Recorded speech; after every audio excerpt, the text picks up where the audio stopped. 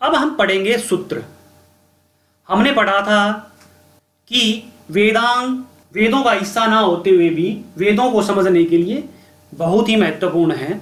उसी में से एक वेदांग है कल्प सूत्र। हमने पढ़ा था वेदों का हिस्सा ना होते हुए भी वेदों को समझने के लिए, जानने के लिए बहुत ही महत्वपूर्ण है।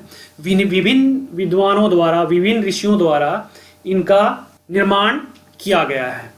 क्योंकि कलयुग का जो मानव है वो संस्कृत भाषा से परिचित नहीं है, तो उनको समझाने के लिए विभिन्न विभिन्न वेदांगों व सूत्रों का निर्माण किया गया है। वेदों का अंग नहीं है। अभी थोड़ी देर पहले ही हमने एक वेदांग पढ़ा था, कल्प सूत्र। उसके जो प्रकार हैं उसके विषय में हम बात करेंगे। तो 3 प्रकार हैं, धर्म सूत्र, ग्रह सूत्र या स्रोत सूत्र। सबसे पहले हम स्रोत सूत्र की बात करेंगे। स्रोत सूत्र है वो अग्नि, सोम एवं महायुगों से संबंधित है। ऋग्वेद के स्रोत सूत्र। तो अब स्रोत सूत्रों को वेदों के अनुसार बांटा गया है। तो ऋग्वेद का पहला सूत्र है सांख्य सूत्र, दूसरा सूत्र है आश्वाल्यन सूत्र। अब हम पढ़ेंगे अथर्ववेद के स्रोत सूत्र। अथर्ववेद के स्रोत सूत्र हैं वे हैं वेतान सूत्र। हम आगे बढ़ेंगे। यहाँ पे सूत्रों के बारे में ज्यादा जानकारी नहीं दी जा रही है, सिर्फ आप परीक्षा की दृष्टि से इनको याद कर सकते हैं। सोम वेद के स्रोत सूत्र हैं मशक, कात्यायन, द्राहायन, सुलभ सूत्र। अब हम बात करेंगे यजुर्वेद के स्रोत सूत्रों की। तो यजुर्वेद के जो स्रोत सूत्र हैं उनको 2 भागों में बांटा गया है, शुक्ल सूत्र, कात्यायन।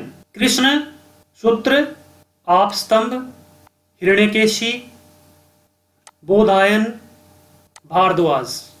तो आप देख सकते हैं कुछ ब्राह्मणों के जो गोत्र हैं वो भी हमें नजर आने लगे हैं। अब हम बात करेंगे कल्प सूत्र के एक अन्य प्रकार या ग्रह सूत्र में गृहस्थ के उत्सवों एवं सामान्य यज्ञ से संबंधित जानकारी है। अर्थात घर में होने वाले विवाह, बच्चे के जन्म व अन्य कर्मकांड से संबंधित जानकारी जो मिलती है वो हमें ग्रह सूत्र में मिलती है। अलग अलग वेदों के अलग अलग ग्रह सूत्र हैं। तो हम बात करेंगे ऋग्वेद के ग्रह सूत्रों की। तो पहला सूत्र है सांख्यायन, दूसरा सूत्र है शांभव्य,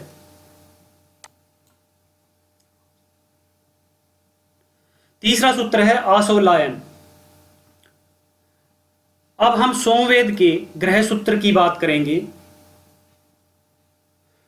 सोमवेद का ग्रह सूत्र है वो है गोभिल। दूसरा सोमवेद का ग्रह सूत्र है वो है खदीर। अब हम बात करेंगे यजुर्वेद के ग्रह सूत्रों की। जो यजुर्वेद है उसके 2 हिस्से हैं। शुक्ल का ग्रह सूत्र है ग्रह सूत्र। कृष्ण जो सूत्र है यजुर्वेद का उसके 7 ग्रह सूत्र है। अथर्ववेद का ग्रह सूत्र है वो कौशिक है। आप देखेंगे ये भी ब्राह्मणों का एक गोत्र है। क्योंकि वैदिक काल में जो ज्ञान था एक पीढ़ी से दूसरी पीढ़ी आगे बढ़ता रहा। जैसे कि आप जानते हैं वर्ण व्यवस्था थी, वो कर्म के आधार पर थी पूर्व वैदिक काल में। लेकिन उत्तर वैदिक काल में वर्ण व्यवस्था थी वो जन्म के आधार पर होने लगी। और जो ज्ञान बांटने का काम करते थे वो ब्राह्मण कहलाते थे। तो ब्राह्मण समाज के जो गोत्र हैं आपको सूत्रों में नजर आ रहे हैं, क्योंकि अलग अलग गोत्र के ब्राह्मणों ने सूत्रों का निर्माण किया वेदों को समझने के लिए। अब हम बात करेंगे कल्प सूत्र के धर्म सूत्र की। धर्म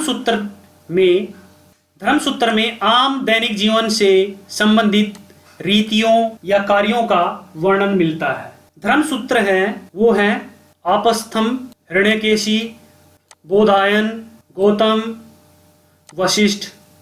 अब वशिष्ठ जो धर्मसूत्र है वो मनुस्मृति का आधार माना जाता है। अब हम बात करेंगे सुलभ्य सूत्र की। सुलभ्य सूत्र है ज्योतिष का सबसे पुराना ग्रंथ माना जाता है। इसके द्वारा यज्ञ क्षेत्र का मापन किया जाता था। अब हम आगे बढ़ेंगे और हम बात करेंगे वेद ज्ञान दर्शन शास्त्र की।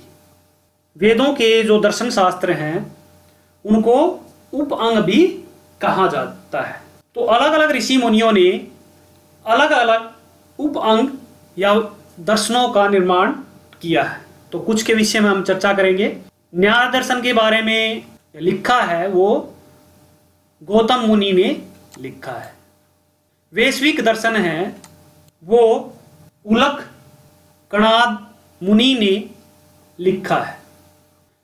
योग दर्शन के बारे में आप बार बार सुनते रहते हैं। पतंजलि जो मुनि हैं उन्होंने इसकी रचना की है, जो भारत ही नहीं विश्व के सभी मानवों का कल्याण कर रहा है और भारत को योग दर्शन ने विश्व पटल पर ले जाने में बहुत महत्वपूर्ण योगदान दिया है। तो हम इस विरासत को नहीं भूल सकते, ये बहुत ही महत्वपूर्ण है। हमें अपने बच्चों को इसकी शिक्षा देनी चाहिए।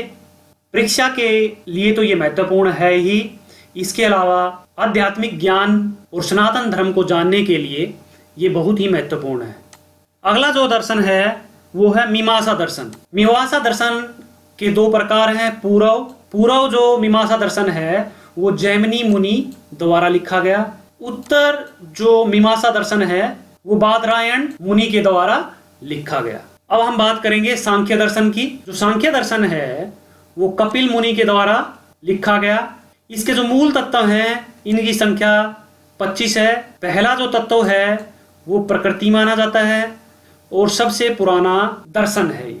अब हम बात करेंगे वेदांत दर्शन की। जो वेदांत दर्शन है वो व्यास मुनि ने लिखा है।